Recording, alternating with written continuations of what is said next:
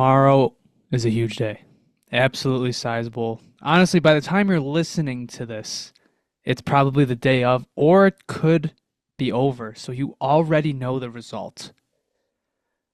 Tuesday, November 5th, is game one of the Tank Bowl in the 2024-25 season. The Sabres take on the Senators in the Battle of Mid. And this is a matchup that many have been looking forward to. I've been looking forward to this one since the beginning of the season. The brothers, they're brothers. The Senators are the Sabres Canadian brothers, you know. Always the little kid, never winning the big games, barely ever making the playoffs, perpetually rebuilding, you know? Who are you talking about? The Sabres or the Sens? I don't know. You tell me. It should be a good one, and it should be an eventful Tuesday for more than one reason, obviously. But everybody will be tuned into their televisions to see that one. It's also the NFL trade deadline, so That's the other just reason. just That Yeah. as well. before the Sens game. So Exactly. Yeah, it's gonna be a big day. In any case, welcome back to another episode of the Sabre Roundtable. My name is Jonah, I'm Christian. I'm JP. and as always, we will be talking to you about all things Buffalo Sabres hockey and even a little bit of the wider NHL. We haven't spoken in, well, I guess it's over a week now. I think we recorded last Sunday, which was definitely a much different time. So much has happened in a week, and not at all good. The Back to square one. the Buffalo Sabres, after winning three straight games, clawing themselves back to 500, being over 500 since returning from Czechia, have lost three straight in regulation and are now sitting at 4-7-1. 29th in the NHL currently. You know, I I'm used to it, man. It's nothing. This is nothing new to us, man. In the basement, in the low to mid 20s, you know, it's the same old Sabres that we're always used to. Doesn't make it hurt any less. You get numb to it after a while. Three teams are 4-7-1. Only one team is worse than the Sabres, Canadians, and Flyers. I'm sure you can guess who. Is it the Boston Bruins? Oh, No, come on. the Sharks. It's the It is Sharks. the San Jose Sharks, who, by the way, have won three games since last Sunday. The "this team stinks" curse is real. Everything we listed off in that episode about the Sharks, that first of all, they were winless in back-to-back seasons through 9 games. Got that done, I think, the night we recorded, or it was a night later, and they came back from 4-1 down in the last 5 minutes against Utah before winning in overtime. We also brought up the fact that Will Smith was maybe going to get sent down and hadn't gotten a point. He followed that up with two of his first NHL goals in it was either a subsequent game or the game following that, and I think there was one more. Oh yeah, we were joking about their defensemen, and I think I made an offhand comment like, "Oh, they only have two decent NHL defensemen." Well, they traded for Timothy Liljegren, who is not a top four defenseman, but definitely could be, and at the very least is an NHL regular. So yeah, the curse is real, and honestly, it's I think it's why we've decided to forego this week, because it would have rested on the Boston Bruins, and that would have been a dangerous game to Can't play. cannot do Very that. dangerous game to Will play. not do that. So Cannot ins- and will not. so instead, I think we're just gonna turn it into a full episode of This Team Stinks, because god damn it, dude, do the Buffalo Sabres stink right now. How many goals in that 3 game stretch, or how many game stretch it was? They had like 27 goals or something. And the last 3 games they've had what? How many combined Two, goals? one, and Scored 2 the first 2, 1, night, and 3. 1 and 3. So 6. 6 goals in 3 games, only one at even. How many at even strength? I'm trying to think. Panthers It game, they score. I think both were at even strength then. And then didn't they just have one against one against the Yeah, Islanders. yeah, that was Yeah. yeah. Jason Zucker scored. The only other goals were the Cousins power play goal and the Owen Power 6-on-5 goal. And then And a against tough Detroit, shorthanded goal. Chuck was a shorthanded goal. yep. Yep. Just where did the scoring go? Did it Yeah. just magically disappear? Well, I think that's what we can just kind of dive right into. So I think it was last episode where we were doing the concernometer, and I put myself at a 5 because a lot of the things that were going well for the team were very encouraging, like Tage Thompson, and basically the entirety of the top line. But I think I prefaced the bad things by saying that like we were only a game or two away from having like the conversation that the second line scoring is really going to kill them because you've seen it. Tage Thompson for 3 games stopped scoring at a 60-plus goal pace, and the team didn't really have a counterpunch for that. And you combine that with the third line stopping their insane scoring and the goaltending continuing to be a negative storyline. Yeah, you're going to lose 3 games in regulation. It's just how your team is going right now. Man, the goaltending, man, is just a shame. I think they're, according to Money Puck, I think they're like minus about 6 goals saved above expected. They're like 30th in the league. And that's not a good sign from a goaltender that you just paid and one of your developmental projects in Devin Levi. It sure would be nice to be able to send him down, but you lost James Reimer to waivers, and now you really can't send him down because who are you going to call up? Scott Ratzlaff? No, it's not That's even last still in the possible. I WHL. was going to say Oh, right, yeah, it's Michael. WHL. It's Michael Michael Hauser? Hauser or Felix Sandstrom. Give me Michael Hauser. Bring him back. I'm getting sick of that conversation. I'm getting sick of the Levi sending him down. Just keep him up. Like we made the decision at the beginning of the year that he made this roster. So why is there even a discussion to send him back down? Because he's not getting games. I think because we haven't that's been playing that many well. games. I think that's valid in that now it's he's not playing good, and it's long rests between games. Yeah, the schedule's been really weird. It's been Yeah, like it has been 2, really 3 spaced out. games and then really spaced out, and then there's been a game or two and then another big break. When does it just get to like the, classic Tuesday, Friday, Saturday slash Sunday, Wednesday, Friday, Saturday? Like, come on. I believe this week they're pretty much back to normal. Sun's on. Yeah, it's Tuesday, Thursday, Saturday. Yeah. So I think it becomes a conversation. If James Reimer's still here, I think right now we might be having the conversation like, hey, he's not playing good and he's not getting starts. Maybe it's just time to send him down for a little bit. But with Reimer not here, you're kind of backed into a corner. So it's not even worth the conversation. Now it's just about like, hey, like they need to be better. This isn't even, you could kind of talk about it a week ago, but Luukkonen was playing well, and Levi really just had like 1.5 bad starts. Now Luukkonen, he didn't play terrible against the Panthers on Monday, but the dam kind of broke towards the end of that one. You probably wanted one save on one of the third period goals. And then honestly, I thought it was weird to start Levi Friday. I thought it was a little weird. But it doesn't matter, because they still both, I don't want to say they didn't both play good. Like Luukkonen once again was fine against Detroit, but he lets in that weak goal against Larkin on the first one.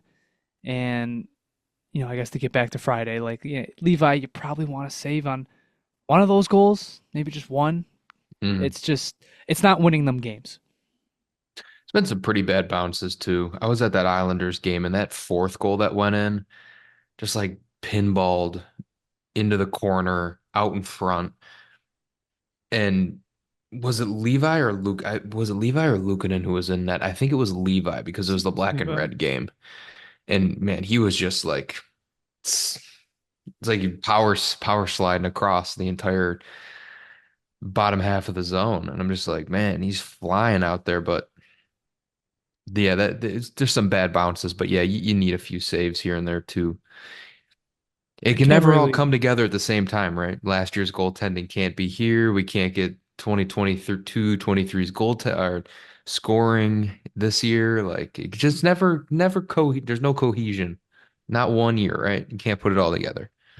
Well, that's what good teams do, and we're not a good team. So, Yeah. I can't really blame Levi on Friday though, because he did make some big saves to keep us in the game. I don't think any of the goals are really that bad. And like you said, I mean, I guess you can maybe blame that last goal that you're talking about on him because he was being over aggressive like he usually is, but it was still a really crappy bounce. So I don't know. I'm no doubt they both got to be better. I don't think it's the biggest problem right now. I don't think it's to the point where it's losing us games, but it's definitely not helping us. Yeah, no, it's definitely not. It's far from the problem, but I do think it is a problem. Hmm. Mm-hmm. It's Yep. like neither of them are playing good right now. I don't even know who you go. I mean, I know who you go to on Tuesday. I think you go back to Luukkonen, Hmm. but um, yeah, I think with Levi, it's like this is a week where for any other team, like your starting goalie is playing every game this week, and you kind of want to get Levi some more games, but you're at the point of desperation, so you're really just riding the hot hand. And if Luukkonen's the hot hand, I think he's just going to keep playing here. They don't have the luxury to really choose deployment. Uh, No. they just need to win games, and yeah, it might not be the most ideal thing for Levi. I don't think you could call the UPLs a hot hand. Oh, like I don't think either of them are No, playing too but good. I'm saying Luukkonen goes next, Hmm. and if he wins, he should play Thursday. And even if he Wins plays again. decent, even because it's the Rangers, it's I don't want to call it a written loss because we'll get into it, but they're not playing the best hockey. It's just Igor Shesterkin is probably the favorite for the Hart right now. Um, it's a game they might lose, but Luukkonen could still very well play good. And even then, I would play him on Saturday. So we're kind of getting back to that what happened with last season, where 17 of 18 games Luukkonen played, but Comrie was up, so nobody cared. And Hmm. I'm not saying we're headed for a Luukkonen 17 of 18 stretch. We're not because he's not even close to playing to that level. But if James Reimer was here, maybe you do have that conversation with Levi. But like you said, it's far from the biggest problem, and I'm honestly surprised it is one of the first things we addressed. Let's get into probably the leading storyline, The real issues. one man in particular, Jack Quinn. What comes to mind when I say that name? A shell. Just a shell of himself, man. It's sad to see. I really want to blame it on the injuries from last year, just how they piled up. But in between him coming back from that Achilles injury and having that ankle injury, he played well. He didn't play bad. So coming into the season, it was just a complete shock that he's just been an offensive black hole, just weak on the puck. He's n not generating any sort of offense in the attacking zone. Just a ghost on defense. I'm not saying he's a black hole on defense, but he's just like, he's not some crazy two-way guy. And it also sucks for him because he's in a contract year. Like he's going to get his first payday. And now, if I'm Kevyn Adams, I'm looking at trading him right now for any sort of value you can get because the last thing this team needs is another unproven goal scorer. Even if he was your first round pick, and it'd be really hard for Adams to part with him. But Sometimes this job is about making tough decisions, and I think you just you gotta be open to that conversation. I'm not saying give up on him. And we're back to last Sunday's hot topic, which we did talk about. We did talk more about during the week. It's tough. It really is. You don't, we weirdly spent a lot of time on it last week, and nothing's really changed that conversation. He is the one player who I think is getting worse every game. Like it's not like if you were to rank the Sabres best to worst players this season, like in a vacuum, like it doesn't, I think I used this comparison before. Like you can say Dylan Cousins was, oh, he was one of the worst Sabres players last season. Well, he wasn't worse than like Victor Olofsson, Eric Robinson, or, any fringe Tyson lineup guy. Jost. Yeah. Jack Quinn, like you can say he's probably been the worst player on the team. Honest to God. It's bad. It's No. really, really bad. Yeah, you're completely right. And I think Cousins is slowly working his way back. I think he had a big monkey come off his back when he had that goal against the Islanders. But we haven't seen anything out of Jack Quinn at all to make you say, hey, maybe this guy's still here. It's been another week since we had that conversation, and it's just, more of the same, not doing much. It's sad. It really is. Yeah, It's tough. I wore his jersey on Friday. I was hoping it was gonna help, and it did not. You have his jersey? I have a goat head jersey of him. Yeah. This is the problem. This Hey, podcast he was great curses last year with it. whoever they whatever jersey they get. This podcast curses them. I, All right. I do have Quinn and Cousins, so Oh, oh my God. That's what it is.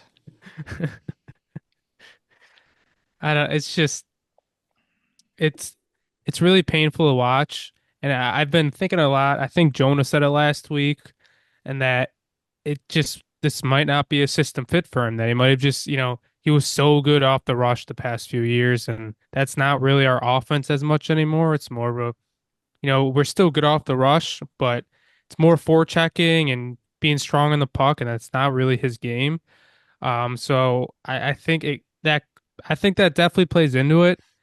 It's just I'm not ready to give up on him. Like I'm not even saying Christian, you're ready to give up on him. I just feel like everybody's completely out on him. I think you just gotta put him in the press box for like a week or so. Like it can't just be one game and put him back in. Like he needs some time to like just reevaluate his game this year. Like Yeah, I'm not ready to give up.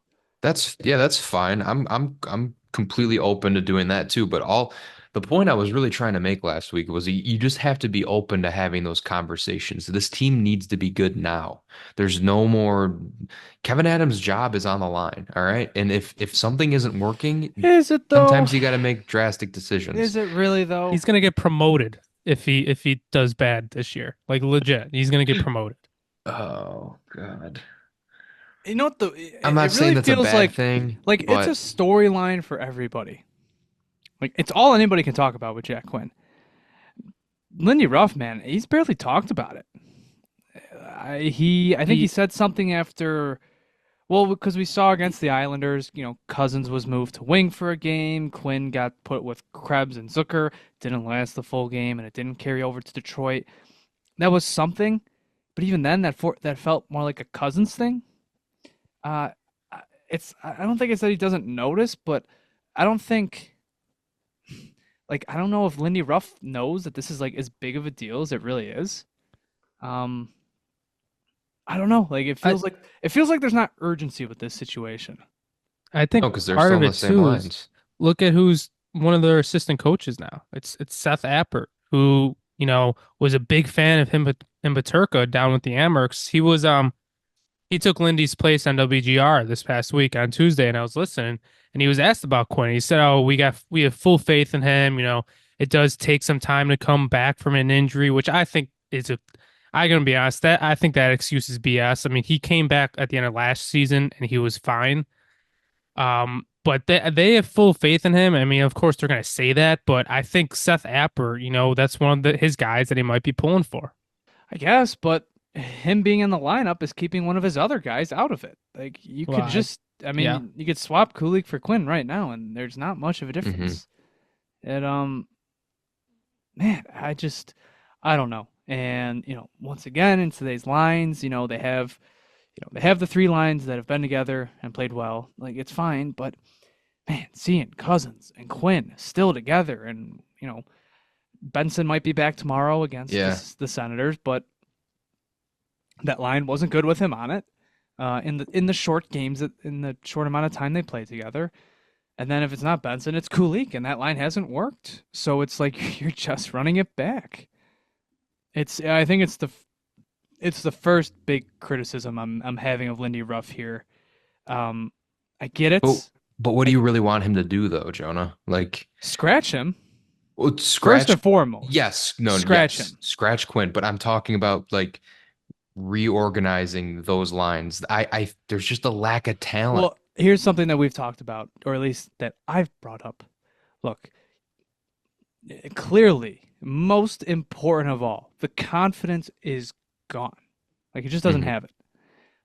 If you want to rebuild confidence, usually scratching a guy isn't the best way to build confidence. So I get that. But if you want to build confidence, you take pressure off of them. You bring out, you give them less of a responsibility. And I think if you want to do that with Jack Quinn, I think maybe what you do is what you haven't done yet with him. He hasn't played with like Sam Lafferty on the fourth line. He hasn't touched the first line at all, and he certainly doesn't deserve to. But if you want to get him going, I think that's a way to do it. And I think if you really want to give him confidence and really not give him much responsibility, throw him on the left wing with Tage Thompson and Alex Tuck. See if it works. Because on that line, he's absolutely the third wheel. He's not going to be asked to do as much. You're playing with the two best forwards on the team, and he's the third wheel. He's not being asked to do as much, and that way it also opens up. Hey, we can reunite that Cousins Paterka Benson line, which was very good last year. Okay. So look, that's the last thing. If you want to keep Quinn in the lineup, that's the last thing I would do, because JP talked about it last episode. He said, before you break up Cousins and Quinn for good, reunite the kid line. They did that. It stunk. It was bad. Cousins and Quinn, they dragged down Paterka with them. It wasn't good. Now you're at the point. You're basically out of combinations that you've tried, except for you haven't tried Quinn with Tage. So that's what I would do. But it doesn't seem like they're moving in that direction very quickly.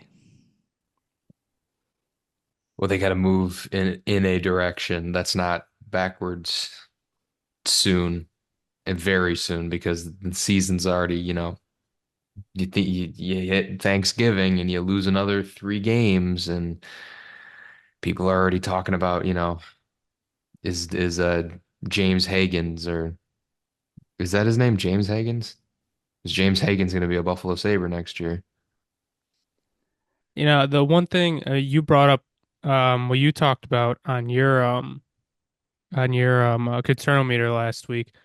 I talked about something. I talked about one of Jay Fresh's models was saying how our expect goals for was like 26th in the league, and how I said I didn't really believe it because we've been scoring so good on a 5-on-5. And who was I to doubt Jay Fresh? Because now our 5v5 scoring has regressed. We scored what, maybe 3 or 4 5v5 goals, because I think we had one power play goal and we had a penalty, we had a shorthanded goal. So it's just I, I didn't see our 5v5 scoring to regress. But I guess once Tage, doesn't score this week, that's what happens. Well, yeah, that's the other thing.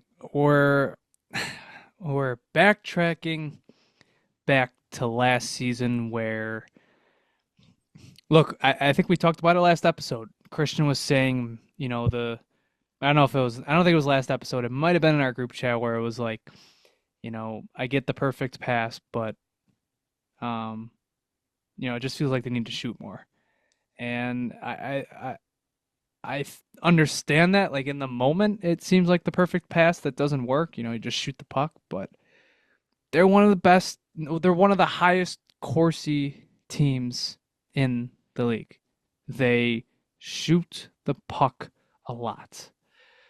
Problem is, it's not from very good spots. It's not high quality. They're playing. Not I even close can't, to high quality. can't believe I'm saying this. They're playing Carolina Hurricanes hockey. Throwing stuff at the wall, see if it sticks. Man, Yeah. and just missing the net, man. I don't know how many times in that Islanders game I heard the clang of the puck hitting the glass behind the goaltender. It's just like, It's something we talked about while they were in Czechia, and it was only 2 games, but they, they were taking a lot of shots from far out, and it seemed like they got away from that for a while, but it, yeah, it's just, it's very discouraging. It's not what you want to see from this type of team. You want them scoring from in close. I'm looking at Evolving Hockey right now. They're 6th in the NHL in Corsi for per 60. That they're taking a lot of shots, man. And in terms of, turning that around and expected goals for per 60, they're down at 22nd. It's a big drop off. They're a very middling offensive team right now. And that's supposed to be your bread and butter. So like that's bad. That is not a good thing. not good. So with where we are now, a lot of it's still the same old story. The special teams, the power play is starting to chip in goals, but now the penalty kill is like really starting to become an issue. It's basically it is the reason they lost against Detroit. Both goals are on the power play. It's taking penalties as their issue. That's the problem. They're taking way too many penalties, dude. It's certainly doesn't help. unbelievable. It's It unbelievable. It certainly does not help. So they're 4-7-1. Are we this is an early getting off point. It already feels as such. Like 29th in the league, 3 games under 500. Offense isn't scoring. Core guys are underperforming.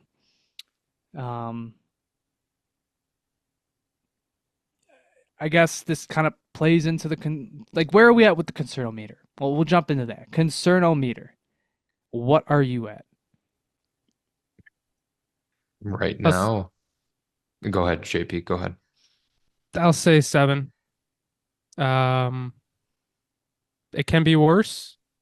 It's not as bad as it can be right now, and I still have faith in Lindy. I still have faith in this team, but they're certainly not showing it right now. So I think I was a 4 last week, so I'm up to a 7. This next week is a big set of games. I'm gonna go 8. I think Lindy Ruff is the furthest thing from the problem with this team right now. I think there's a lack of, I don't want to say talent because there's talent on this team, but I think it's a lack of personnel talent. I just don't think they have enough horses. Um, they got to start winning games, and they've shown over the last year and a half, almost 2 years now, that they just can't be consistent with winning and losing. So my confidence there isn't very high, and considering they're playing the Rangers on Thursday, doesn't really help the case of, maybe stringing a few wins together here and there. But, hockey's a league of parity, so you could steal a game from a good team here and there. But I think Kevyn Adams has to do something, man, because you have a similar top 6 to last year, and you're having the same issues. It's like you're gonna put 2 and 2 together here. I think I'm probably somewhere in the middle, 7 or 8. You can put whatever number. You can put whatever number you want on it. It's not good. There's right now it's if Tage Thompson isn't going, they're not going very far. At least in terms of like goal scoring and such. Jason Zucker has been a really positive storyline. Um, and that's good. But it's like I said, man, like they're not going anywhere if Cousins and Quinn don't get going. It's just not gonna happen. Uh, it's it, it sucks, man. It's a really tough mother effing position to be in. You don't really know what to do. You just kind of have to hope it all falls into place. That's really what it is. It's Mm. the only reason to really keep watching at this point is hope. And man, that is a tough thing to sell a fan base with 13 years into a drought on. I mean, don't you think we should have seen this coming though? Like at least some of the struggles. How many times during the off season did we say we have to bank on this guy coming back? We have to bank on this guy bouncing back, and this one, and this one, and this one, and this one. And we didn't bring in a supporting cast outside of the bottom six to do Well, that. and I think it 2022, 2023 was a phenomenal season. It just was. It was so much fun. It was just very it was very eventful, very exciting from start to finish. But I don't want to say it put a um, like a false light on what this team is. I just think everything went right in terms of player to player stuff Hmm. that year. Everybody was going. Everybody had a positive. Like who had a bad season that year? The Like goalies. it would be the goalies. One of which was 40 plus years old. The other, it was Luukkonen, but then it was Eric Comrie. None of those guys, even Luukkonen at the time, you didn't think he was going to be your future. You still thought it was going to be Devin Levi. Um, and it was the defensemen. It was Yoki Haru and Jacob Bryson especially. It was that, and then it was the coaches, and like, of course, there were bad things about that team. My point is that on a player-to-player basis, everybody was firing on all cylinders. Casey Mittelstadt, who was terrible the first half of the season, was a monster the second half. Even Victor Olofsson, pretty, in terms of actual playing ability, wasn't good. Still scored 28 goals. And I think, that was awesome. It showed what the youngest team in hockey could do. But look, man, player developments are weird. Like the Colorado Avalanche made the playoffs, Nathan MacKinnon's rookie season. Then they disappeared for like 5 years. And, MacKinnon was Nathan MacKinnon today. He scored, man, what did he score in that 2016, 2017 season? He scored like 50 points. And that was like 4 years into his career. It's player developments are weird. And they're not always linear. And it sucks that you have to really accept that reality as it is right now, but this is what you get when you bet on the youngest team in hockey year in and year out, and you don't put much around them. It's Tage Thompson and Alex Tucker a sure thing, and JJ Peterka has become a sure thing, but Dylan Cousins and Jack Quinn and even Zach Benson in terms of top six scoring, Yuri Kulik is the other player playing in the top six. Like they're question marks, and the guys playing good this season are all non-question marks. Ryan McLeod, who's been in the league for a while, and Jason Zucker, and it just, this is the downside of being the youngest team in hockey is you don't have the full picture. Like you don't know why Dylan Cousins is Dylan Cousins, like is this Dylan Cousins, or are we just waiting for something to finally snap before he puts it together? Is this really Jack Quinn? It would be weird if it was, but is it? Or are we just waiting for the last two seasons to appear? You really don't know, and it's a very, very frustrating thing. When you have the youngest team in hockey, you're gonna have some extremely high highs and some extremely low lows. And it's this last 2 years, it's felt like it's a lot more of those lows and highs. It's just they haven't they haven't brought it all together since the 22-23 season.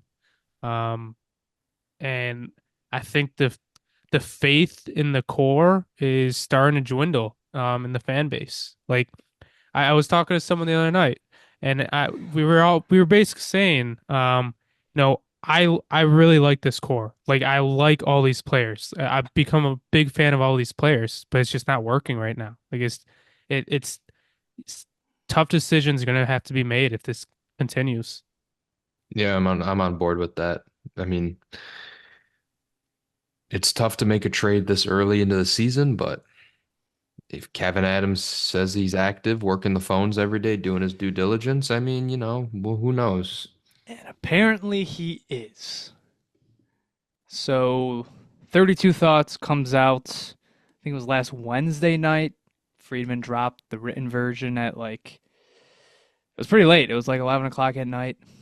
Then talked a little bit more about it on Friday on the podcast. Adams is supposedly one of the big, arguably the most active general manager to start this season. Apparently, he's calling around and he wants to add to the team. So if he wants to add, does that dispel any sort of cap restraints?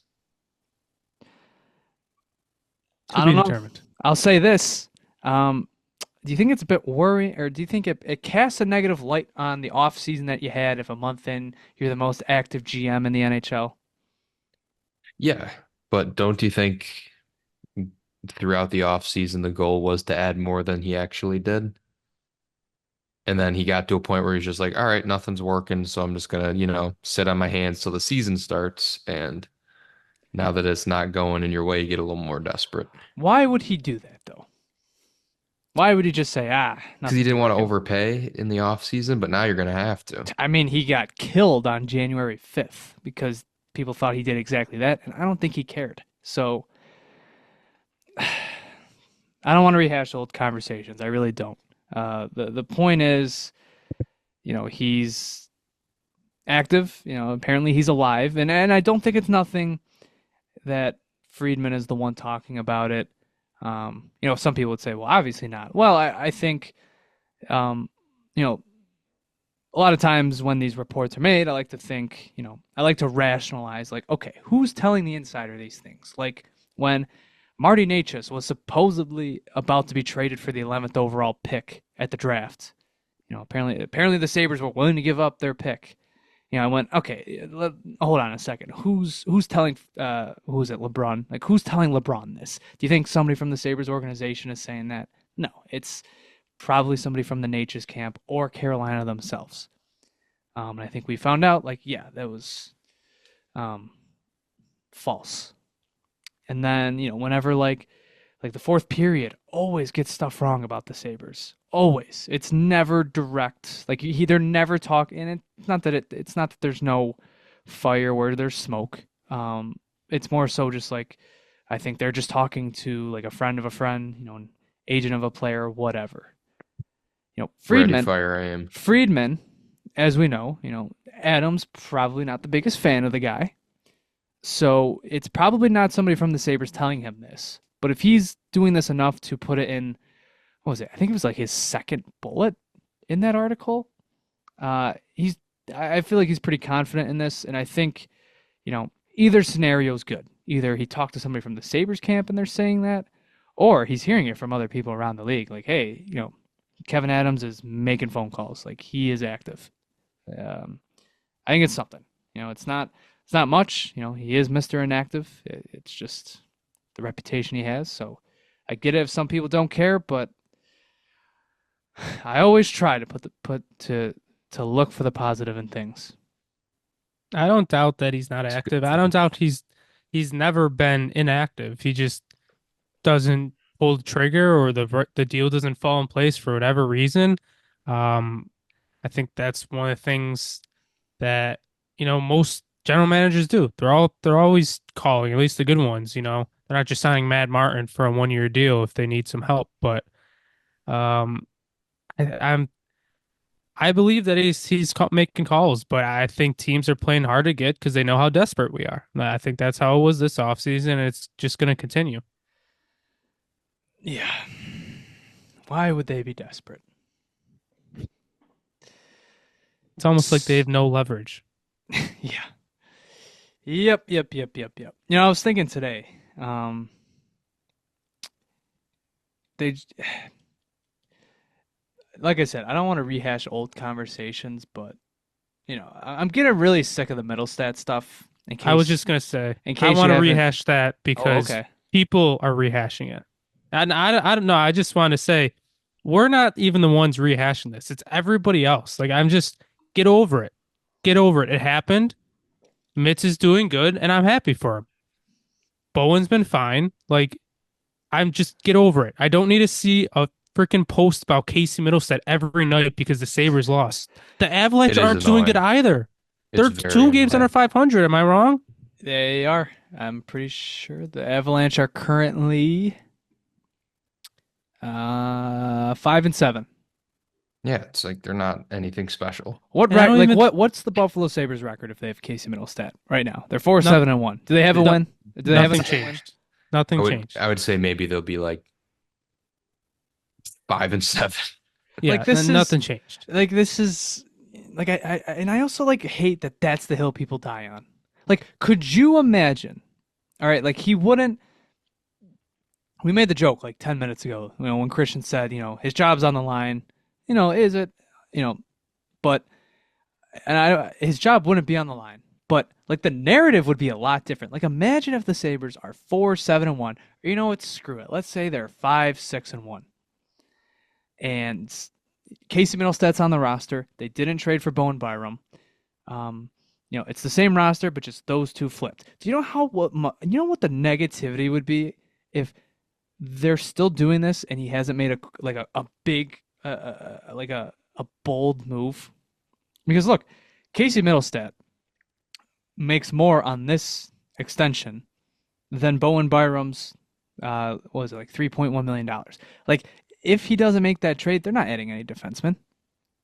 So Mhm. you have Mateus Samuelsson in the top 4 on a nightly basis, and Henry Jokiharju. And like, I don't know, maybe it works. Maybe Samuelsson has good number. I mean, he has good numbers this season, and he has had good numbers with Owen Power in the past. Maybe it works out. But then you're back to like you're with Jacob Bryson and Dennis Gilbert on your third pair. So there's that.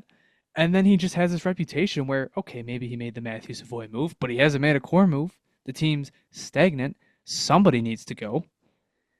It just, I don't get it. I don't know why that's the hill to die on. It's not like yeah, he's putting up good counting stats, but the Avalanche aren't setting the world on fire. He's not Sam Reinhart, who, by the way, is first in the NHL in points still.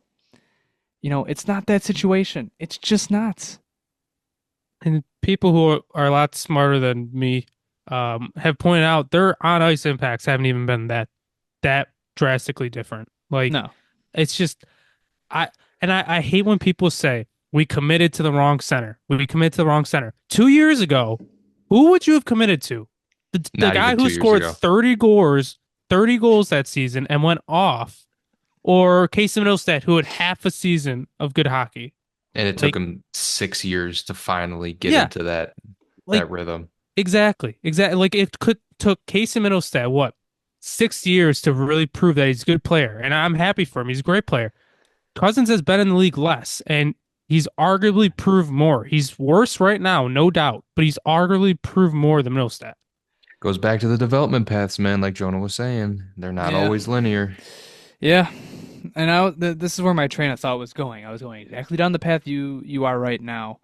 And then I was like, man, if they had just made that Ryan McLeod trade just like a year earlier, just 1 year earlier, it's we're 4-7-1. I'm already rehashing the past, thinking about, man, they really screwed up, but man, they fucked up that 2023 summer, man. They Yeah. screwed it up so bad.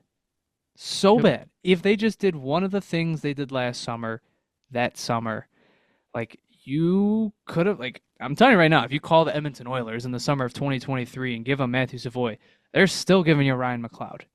And probably more, to be honest. And probably more. So, like, just having that trade, it was a player they needed even back then. You could live with the defense for another season. And it just makes things easier because then you're trading Mittelstadt and you have a fail-safe option, and it doesn't become such a huge talking point about what the consequences are. Yeah, I don't mean to rush. I don't mean to rehash the past so much, and I think that's the third time I've said that. But it's God, I hate the Mittelstadt conversation so much, and it all stems back to mistakes made years ago. People just want something to be cynical about. It's constant. You're always going to get this. And quite frankly, can we talk about the pairs a little? Like, I don't, Bowen Byram, I don't even think is being used how it should be. Like, it's tough because here's the problem with our decor, okay? Yoki Hari was only good with Dahlin. Bowen Byram's pretty much only been good with Dahlin in a Sabres uniform. Well, he's been fine with power, but he hasn't been lighting the world on fire. Noticing a trend here. Yeah. Like Dahlin's off to a bad start. No, he isn't. No, he isn't. Yeah. He's I think only Tage Thompson has a higher expected goals percentage. No. God, some people, like, of all the people to criticize with the starts of the season, like, really? Well, he's the captain. He's got to step up. He's got to live up to expectations, and he has. Like, I'm sorry he's not Cale Makar in terms of points right now. It's the team around him's not scoring much, and the power play stinks. Like, that's kind of what drives a defenseman's points. Mm-hmm. Hey, they have made some changes with the decor, though. Well, not the decor, the pairings. Jacob Bryson is playing over Connor Clifton right now. He played last game, and today's practices, it was the same thing, which is something to note. I quite frankly, I thought Clifton's been fine, but he was pretty noticeably rough the Islanders game. I think this past week he was definitely rough, but prior to that, he's been fine. He got walked by a rookie I have never heard of, Maxim. Yeah. It's like Triplikov or something. I have no idea what it is. Yeah, how you say Samuelson, man, have been rough. Samuelson's their numbers have been good. It's just it's a very sheltered role. And when you look bad in that sheltered role, like, I'm makes fine it more with it. Glaring. Frankly, I'd shoot, dude. I'd rather put Bryson with Bauer right now. Like, I think didn't they do that today? Am I wrong? Did they? That's a good question. I thought I saw that. I'll check right now, but I swear I saw that. I don't know, because I do not want to go back to the Power Yoki Hari pair. I have seen enough of that over the past 2 seasons. Yeah, it's I've been beating the drum since I think the moment they split up back in the spring. Like, Dahlin and Byram need to go together. They just do. You got Byram to be another weapon for Dahlin, and Byram's got defensive deficiencies that Dahlin can cover. Right now I don't think Power can. They're two similar players, so I get why you throw them together, but they also have similar flaws, and they can't really make up for one another. The pairs today were Dahlin and Bowen, Power and Bryson, and Samuelson and Yoki Hari. So they are trying something new, and this might be the best pairs they could put out right now. I said this to you guys the other day. Like, Lindy Ruff's pairs and lines have basically made sense the entire season. Like, even right now with the Quinn stuff, like, I disagree with it, but it's like he's got the other 3 lines that are working together. I guess maybe aside from, I think Abe Kubel's still on the outside looking in right now. Mm-hmm. He's still working his way back a little bit. I'm sure he's not going to be, like, thrown completely back into that role. Like, he hasn't done anything where I'm just like, what are we doing here, Lindy? Mm-hmm. It's just, I get it. It's the only sticking point has been, how much longer do we hold on with Jack Quinn? So, I think that's more enough than Sabres talk. I think that might be more than enough. I'll finish with this. I said this going into the season. It gets bad. They're off to their worst starts since 17-18, and that season didn't end great. But No. it's things can fall into place. They just can. And they won 3 straight pretty handedly, heading into last week. And then they dropped 3 games here. And look, heading into the week, I predicted they'd go 1-2 because I saw the Panthers coming into town, and then I saw the back-to-back against Detroit. The Islanders game was really bad. If they win that game, I don't think we're as down, or at least if they salvage a point. But they did. So, I get the negativity. I get being down on them. Of course I do. But I'm also... Can we agree, like American Thanksgiving? Can we agree on that? Like, wait till then. Can we wait till then before, like, completely giving up? I don't want to have, like, is the season over talk until then. I'll do you one better. I'll give you to Christmas. I'll give you to Christmas. I don't believe you. All right. I don't. Yeah. I think you're just saying that. Next time we record, the season's over, guys. You said that like after 2 games. Like, It's so over. But I'll put it this way. They play the Senators, either tomorrow, today. I've already played them. Who knows? Whenever you're listening to this. That's a beatable team. Senators are playing good hockey. They're actually over 500 right now. But that's a beatable team. The Rangers, like I said, they go as far as Igor Shesterkin goes, and who knows, man? Given where the Sabres are, they might not even play Shesterkin this week. And that team has been getting outplayed, in more than one occasion. Then they got the Flames on Saturday. We could be back here on Sunday, and episode 93 or 94, back to 500, part 2. But it could literally be that quick, and their stretch of games coming up. It is the easiest part of the season, bar none, by far. At least in how it looks. The key here is just look. It was a 2-game losing streak that couldn't get to 3, and it did. Don't let it turn into 4. Don't let it turn into 5. Don't even say it. Don't see it. Don't keep your mouth shut. Turn it into a blank game winning streak, and just kill yourself early on. It's you're 3 games under 500. It's not good, but it's not unsalvageable. Just you could be talking. You could be talking about getting back to 500 in less than a week.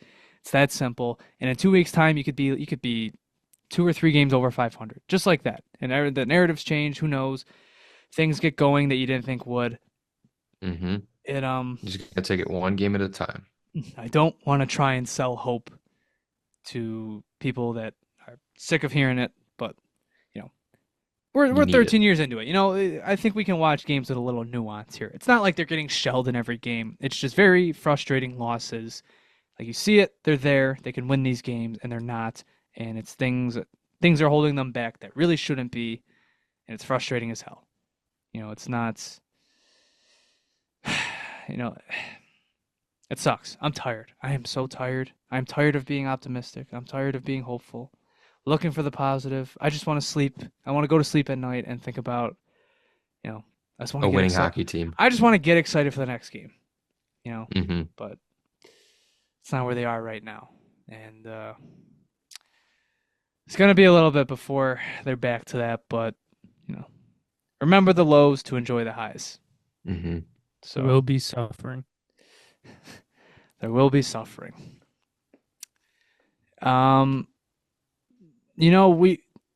We could talk more, but I think there's a lot of Sabres stuff to catch up on.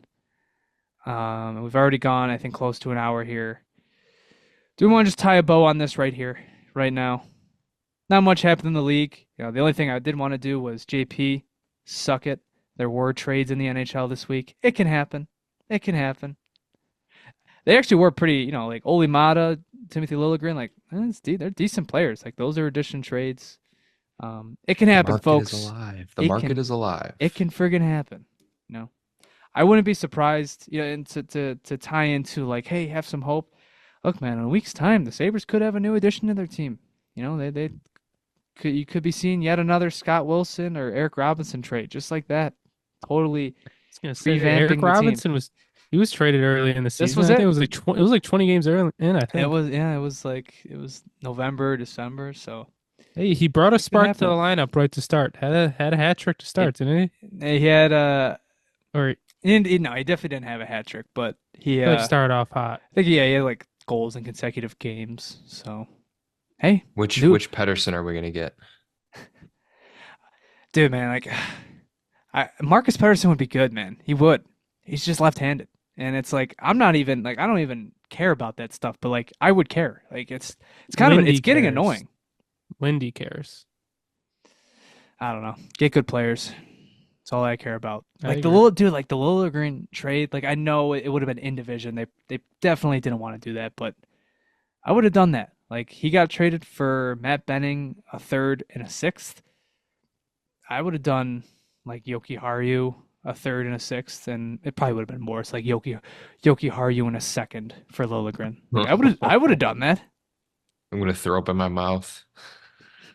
Uh, it just seems like you lose every trade. Like for Timothy Liljegren, you have to give up Yoki in a second. It's just like, I guess, but like yeah, but Liljegren's like I don't know. I actually like that trade for the Sharks. I thought Mike Greer kind of cooked there, but oh well. And then yeah, Olimata, Utah for a third.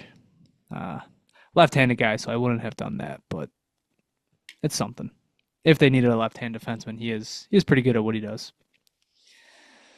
So yeah, it can happen, folks, and maybe it does happen this week. Maybe we wake up and blank Pedersen is a Buffalo Sabre. I know which one I'm rooting for. me too. Yeah. So I think other than that, the only thing we have left to do is predictions for this week. So the Sabres play. The Sabres play the Senators, the Rangers, and the Flames. Predictions for this week. Well, it can't get worse than last week, so let me just go 2-1. So That is true. It legit cannot get worse than last I'm week. just gonna say 2-1. Yeah, I'm gonna stick with 2-1. The loss will be to the Rangers. I'll go. Man, is it Don't do weird it that just like to be I'm more? different. Is it weird that I'm more scared of the Senators? It's just because they're playing good hockey. Like the Rangers are getting outplayed in some game, well, a lot of games actually, because Igor's been so good. And yeah, I think they beat the Flames at home. So screw it. I would say 2-0-1, but I'll just round up to a nice 3-0. I'll separate myself from the pack here. I think I took the lead. Okay. Take Well, that. yeah, I mean, I don't think I any was of the only us one are that really predicted that 1 and good. 2. So Yeah. yep. Anything else before we close down here? I got something. So our podcast has recently hit. This is our 102nd episode. So two ago we hit 100, which I think is pretty crazy, pretty remarkable. You take into account, obviously this is episode, was this This is 92? one of yeah. Episode 92 of the actual Sabre Roundtable, but you couple this with the trivia episodes, Sabres versus the Atlantic, and I think that'll be enough to cover 100 because otherwise you Well just got over like 100, yeah. the prospect pyramid. But yeah, we've done 100 of these. We've done I feel like I think 102. I was so young, so naive when we started, so much Just hope, trying to figure out how to operate a podcast on GarageBand so much in a UB sound room. so much hope in our voices and in our eyes, Christian. This My team, point man, it'll drain you. my point in bringing this up though is I had a little project this weekend. I went back and I did attendance on all of our episodes. I just want to see, how many I each of think us have who been might, to. yeah, I think who I know who might be on top there. Well, there is one person who has been everyone so far. Remarkable attendance. Yeah, remarkable, perfect attendance. It's the only guy who can release the episode, so it makes sense. Um, but I just want to see how many like Christian's done, how many I did, how many like we the three of us have done together. And it was also funny because I went through all of them and found some like funny moments. Like I put some notes down on like some notable episodes and Don't took you us have 30 actual work to do? no, not right now actually. No, I don't. Took us 30 episodes to get to a Zoom pod. I noted down one pilot left because that was a big one. There is a lost episode I remembered. This franchise has been cursed since that moment. That's right. It's Mm. true. That's right. It's been all downhill. Yeah. But how many odds do you think the three of us have done together? Oh man, I mean, you've really screwed us over. Man, out of Hey. 90, or I guess out of 100, 102. out of We can Counting 100, tonight. I'm gonna go with like 35. Yeah, you could take out the Sabres versus the Atlantic, and then We went a while, for a while it was Christian and I. I've Yeah. done, I think, 3 or 4 solo episodes. You did 6 solo episodes. 6. Wow. Yep. I thought it was 3 or 4. I would say you're pretty low on your guess. Do the 3 of us, like, is it just the 3 of us? Or are we counting the trivia episodes with Derek? I'm just counting the 3 of us. We do. Okay. I will say we have had, how many is this? 10 different combinations of people do these. But the 3 of us have done over half of them. so like what, like Ah. 50? We've done 54 of them, 54. Wow, okay. which Did I you get yeah. did you get how many were TSR episodes? Yes, official yes, ones? I did. Oh, Yes. there you go. Episode 40 was once we switched. So 39 were with the Royal Roundtable. And then you two have done 26 together. So just some little stats. I'll share The this with you. OG. It's a I will lot of say- one-on-one time. Yeah. OG episodes, man. I think there's one person we forget that was on this pod because I think we talked about this past week once we hit that 100 episode that we've had some special guest appearances, but there's one person that we forget who's actually like spoke into a mic on this pod. And I'm curious if you guys can guess who it is. One Wow. person who has spoken into a mic, This like is in person. Yeah, it was in person. I think Okay, because we was talked it about the- pretty much everybody that was on the pod last week. Like we had a few special guest appearances that were call-ins like early on in the pods. But this person, Collins, Derek has been on. Yeah, Obviously, Ryan's been on, yeah. Ryan Ryan's been Hagan of the on. Buffalo Sports Talk podcast. Jesse, the newest edition. Obviously, yeah. Jesse. We had that one round table at my old place, like what was that? I think 2 that was the years 5 ago? of us. We were It with was- Ryan and Yeah. Derek. Yeah. But this is not Who would it including be? them? How No. early in was this? Isn't that John, is it? Let me check. don't think No, so. It is not. Yeah, I it don't was remember John being episode on any of these. 37. Episode 37. Was this a Zoom episode or was it in person? Yeah, it said it was in person. It was. I'll say it was a special episode. 37. He was So sitting what on was the it? couch with Would- us. Wouldn't be like a trivia episode, right? So it wouldn't be Max. Maybe it was. No, Max has never been on this Sabre Roundtable. Yeah, that's what I thought. Sitting on the couch. Okay, can I look at the name of the episode? Yeah, sure. I mean, I just said it's a special episode. It was our Jeopardy episode. I'll just say because you're gonna pull it up and you'll know. Oh, Reed? Reed. Yeah. Yeah. I completely Brother forgot. of Like, Derek.